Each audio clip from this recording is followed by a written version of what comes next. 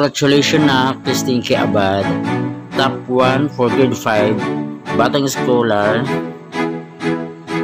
for the second quarter, November 15, 2025. We are so proud of you, Nak, and congratulations!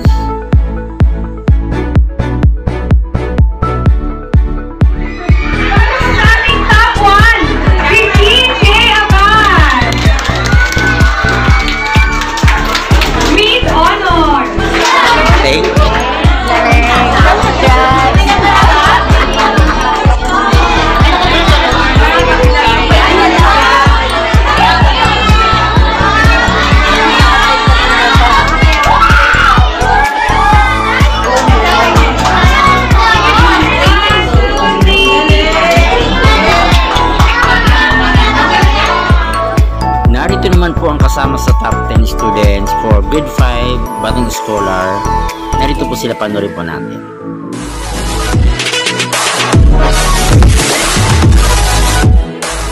Handa na ba lahat para sa grade 5?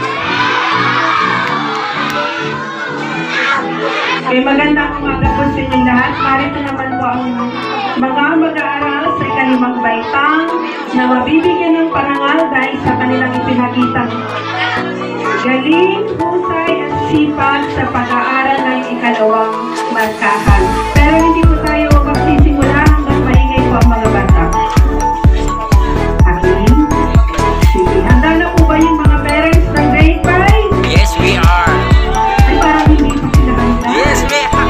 Yes! Kaya, hindi ka magsisimula na kayo. Hindi kayo handa. Handa na ba ang grade 5? Yes! Ay, ang ating mga grade 5 students, are you ready? Slow down, hindi pa raw. Okay, sige, simulan po natin. Kami po ay nagagalak dahil meron po tayong top 10. O lahat po sila ay matatawa. Okay, narito na po ang ating top 10. Matt Justin Leon.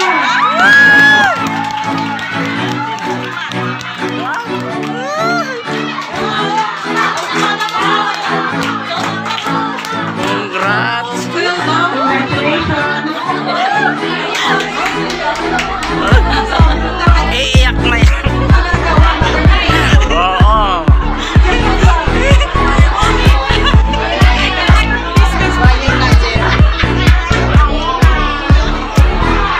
Okay, our top 9. Charles Brian Mendoza.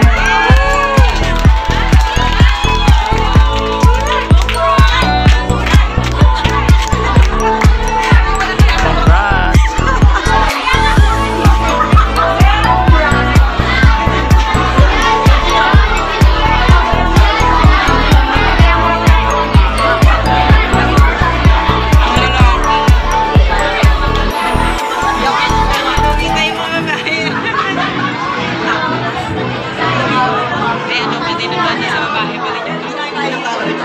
Okay, top 8. Ariana Ann Ortiz. Congrats!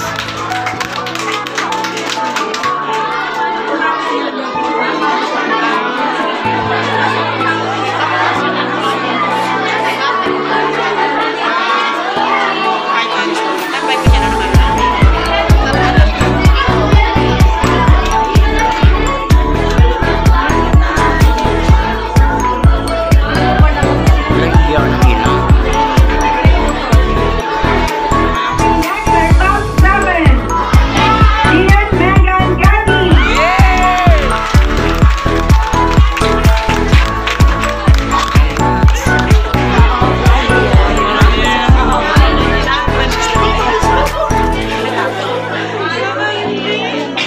Next, our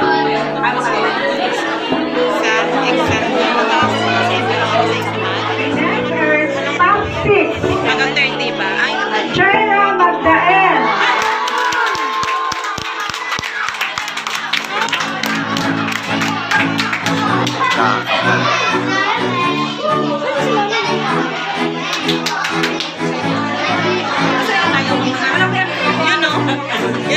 Congrats!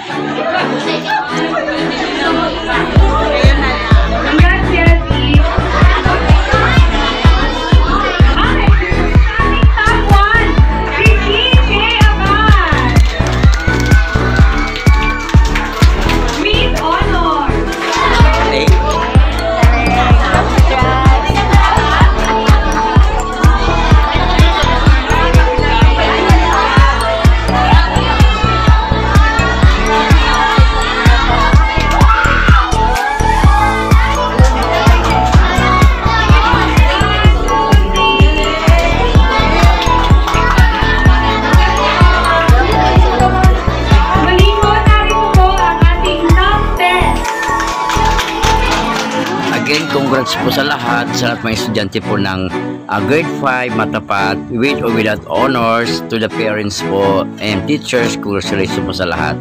God bless po. See you next third quarter. Ito naman po yung pagdating po namin sa conference room bago po mag-start yung recognition day para sa mga teachers and parents. Andun, at saka nag-usap po na sila yung mga estudyante habang naghihintay po kami. So ayan, super saya lang dahil nagkita-kita naman mga parents talaga na during the recognition day, kaya super happy kaming lahat. At saka nag-aabang po talaga kami ng ano ang kasunod po talaga ng mga kaganapan, kaya ano muna kami nag-aantay po talaga kami. Kaya thank you so much po sa inyong lahat dyan. Ayan. So congratulations po sa mga grade 5 students na talaga naman napaka supported ng mga parents natin. Narito naman po ang pulong-pulong po o kaya pagmi-meeting po ng mga parents ang ating grade 5, lalo na po ang presidente po natin na nagkakandak po talaga siya ng meetings about sa mga gaganapin ngayong family day. Pinag-uusapan ni Press, ayan po yung presidente po namin sa grade 5. Narapat po talaga nabanggitin po lahat ng mga concerns kasi gusto niya po talaga iparating sa lahat ng mga parents din na yung mga inactive na mga parents po na hindi po nagbabasa ng mga GC, ayan po. So ito po, so medyo may mga tanong lang po sila, may mga concern, pero para sa amin wala kaming katanungan po doon dahil updated po kami sa mga GC kung ano po yung mga pinopost ni Press, ayan, nababasa po namin. So ayan, quickly reminding lang sa mga parents po talaga na may mga addresses na ibibigay si Press. Ayan, thank you Press dahil napaka-energetic mo sa mga lahat ng mga gathering natin kahit ng mga busy days ka, pero nagagawa mo talaga lahat ng mga tungkulin mo as a president ng grade 5. Ayan po, always support you Press. Ayan, from the start, grade 4 until now, you are the best president. From among us talaga, ikaw ang pinaka the best para sa amin, kaya galingan na pa natin mga parents talaga. So sana wala na po yung mga ano po talaga yung mga routine na kirot ng mga tampo. God bless you.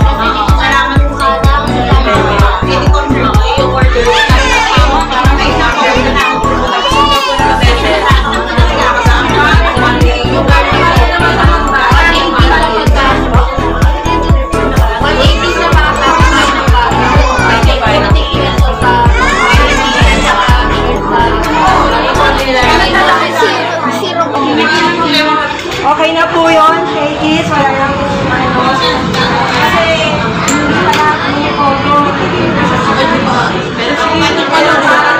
Majority. Majority na ata yung Shakey's.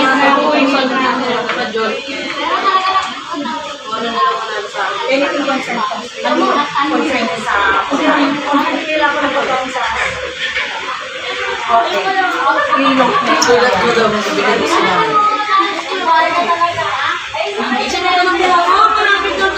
Wala na po ba? Kasi para sana lang yun. Wala na po concern na okay na tayo sa PA. Okay na? Sa PA po. Ito pa po. Sana po, from the start, diba, bago school, about sa ating mga obligasyon dito. Yung mga bigas obligasyon natin, may mga magulang ng pero nagagawa ng paraan. Hindi, kawawa yung mga bata. Nakikita naman na siguro yung nangyayari sa atin sa panahon. Concern natin yung number 1 mga bata. Laging may makakasama sila. At dahil gawain din sa school. Kasi hindi natin pwede sabihin na hindi natin nakita yung schedule. Kagaya ng sinabi ni Peter. Thank you so much and God bless po sa lahat. First day na naman. See you soon sa ating family day. And God bless. Everybody on the fake shit. I look around and feel like everybody is the fakest. I make this every day and I'm impatient, hoping one day I blow up from the basement. Statement, the top is so vacant. I don't hear shit.